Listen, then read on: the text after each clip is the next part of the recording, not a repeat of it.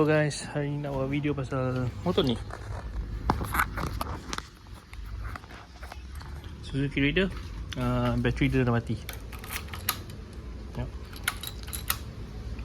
So aku dah check dengan bos ni, memang bateri lah. So aku dah buka ni, dan ni aku beli bateri ni Type X, size YT Z7SPS. So original guna GS. So ya, jom buka dulu. Lah bateri Type X, dan ni bateri original. So size dia sama lah kot. Ya, aku pandang pada kotak dia.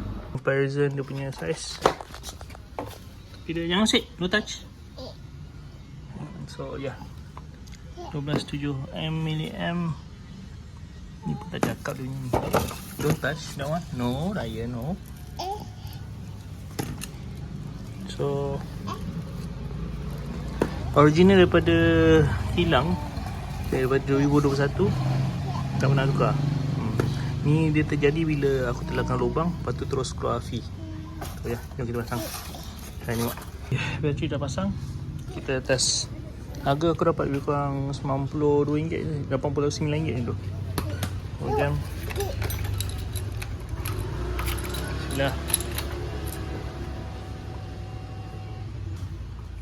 Settle. So bateri okey, tak ada masalah. So ya, ini kalau siapa motor Raider yang terlanggar lubang kan, lepas tu keluar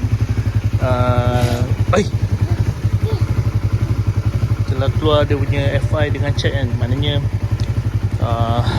lubang tu dah merosakkan korang punya bateri. Tak selaku bateri ni dia tak boleh langgar lubang, dalamnya ada dia punya sel-sel something lah yang teruk lah. Tapi bateri ni pun gila tahan lah. Dia tahan macam daripada aku beli motor sampai sekarang, dah dekat 4 tahun je tu lah. 2021 sekarang 2026, so 5 tahun lah. Memang tahan lah.